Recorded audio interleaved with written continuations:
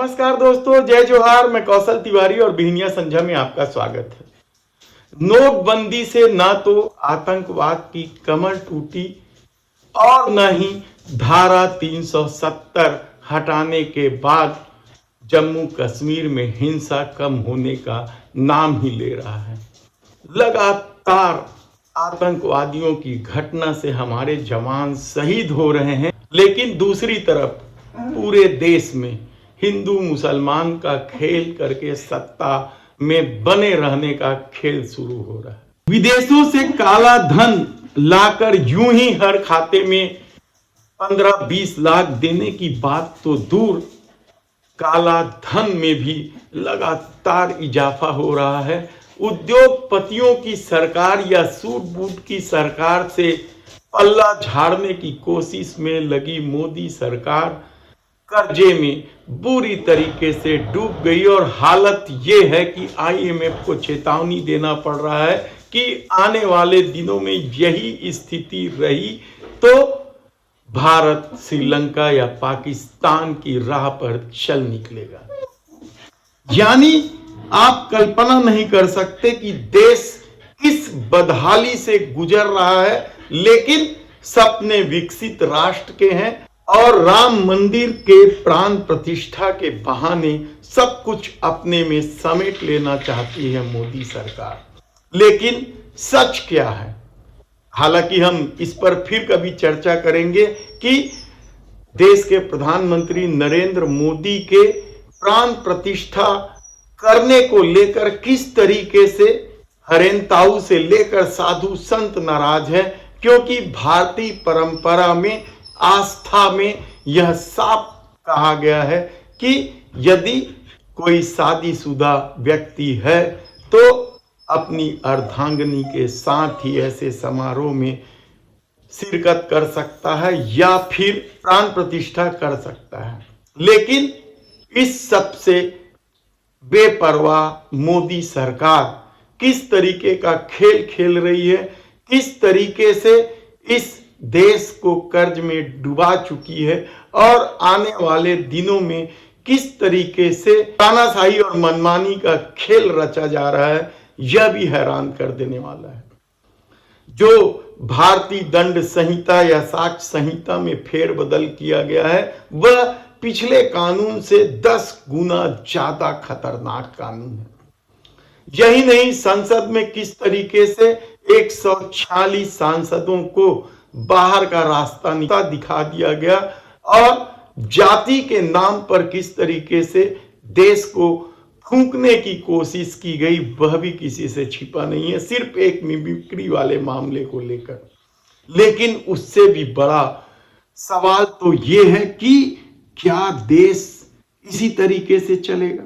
ये सवाल इसलिए उठ रहे हैं क्योंकि पहली बार इतिहास में न केवल 146 सांसदों का निलंबन किया गया, बल्कि पहली बार इतिहास में 347 सवाल ही डिलीट कर दिए गए। सांसदों ने पूछा, इतने सवालों को डिलीट, यानी सवालों का जवाब ही नहीं देगी सरकार, और दूसरी तरफ कहती है कि हम सवालों का जवाब देने को तैयार हैं, विपक्ष ठीक से तो पूछे। लेकिन मणिपुर में तो ठीक से पूछा गया, तब सवालों का जवाब क्यों नहीं दिया गया था? क्यों देर की जाती है सवालों के जवाब देने में? ये अलग बात है। लेकिन आज हम बात कर रहे हैं तीनों ही राज्य हिंदी पट्टी के, जिस पर भारतीय जनता पार्टी ने शानदार जीत दर्ज की है, मोदी की गारंटी के साथ जीत दर्ज की है। लेकिन इन तीनों ही राज्यों में खजाने की स्थिति क्या है? मोदी की गारंटी कैसे पूरा होगी? राजस्थान में तो अभी तक 450 रुपए में सिलेंडर देने की गारंटी का कहीं अता पता नहीं। छत्तीसगढ़ इस मामले में थोड़ा सा भाग्यशाली है कि यहां की खजाने की स्थिति राजस्थान और छत्तीसगढ़ से बेहतर है, यानी भूपेश सरकार ने उतना डेंट नहीं लगाया है। लेकिन मध्य प्रदेश में सबसे बुरी स्थिति है। मध्य प्रदेश का आलम तो यह है कि लाडली बहना योजना के कारण रोजमर्रा के खर्चे भी कहां से आएंगे, इसे लेकर सवाल उठ रहा है।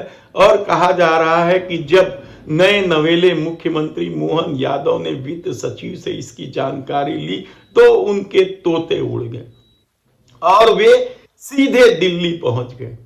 दिल्ली में खजाने की स्थिति बताई और यह भी कहा कि ऐसे में कैसे पूरा होगा मोदी की गारंटी। कर्ज में पहले ही केंद्र सरकार क्या कुछ खेल कर चुकी है। इस देश के प्रत्येक लोगों पर 1,40,000 रुपए का कर्जा लाद चुकी मोदी सरकार का क्या जवाब होता।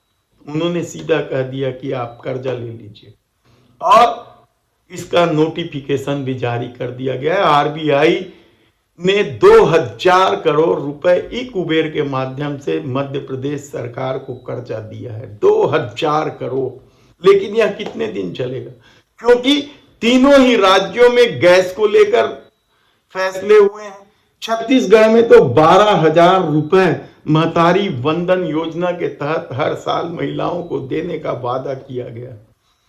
यही नहीं, धान को लेकर सुशासन दिवस पर जरूर 3,100 रुपए देने का वादा या देने की गारंटी को पूरा कर दिया गया है। लेकिन अभी कई सारी योजनाएं हैं जिसे पूरा करना है और लोगों का दावा है कि यही स्थिति रही तो आने वाले दिनों में तीनों ही राज्यों में रोजमर्रा के काम काज के लिए भी सरकार को पैसे लेने पड़ेंगे, कर्जा लेने पड़ेंगे। कारपोरेट सेक्टर से कर्जा ले या निजी बैंकों से कर्जा ले या अपने एसेट्स को गिरवी रख के कर्जा ले, लेकिन कर्जा लेना ही पड़ेगा। मध्य प्रदेश की तो स्थिति यह है कि मोहन यादव यह आरोप भी नहीं लगा सकते कि पिछली सरकार ने खजाने को खाली कर दिया है, क्योंकि वहां शिवराज सिंह की सरकार थी और शायद यही वजह है कि चुपचाप 2,000 करोड़ रुपए रिजर्व बैंक से कर्जे के बतौर लिया गया है, जिसका ब्याज सहित इसे पटाने का भी तारीख तय किया गया है। देखना है कि क्या कुछ होता है। लेकिन राजस्थान में अभी तक किसी भी गारंटी को लागू नहीं किया गया है।